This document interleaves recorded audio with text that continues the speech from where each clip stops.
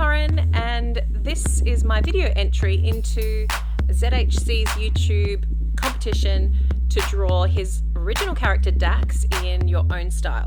So what you're about to watch is me trying to do that. I envisioned Dax as very bulky and muscular, so I did use a reference from the Hulk for it. And I'm really happy with how it turned out, and it's a little bit different to how I normally draw, but it's still got elements of that in there, realistic but kind of comic at the same time. So anyway, it was really fun and I enjoyed doing it. Hope you guys like watching it. If you do, please give it a thumbs up.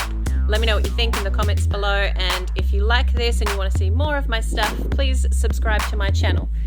It's free and it really helps me out to build viewership, so that would be appreciated. Alright, on with the video. Thanks!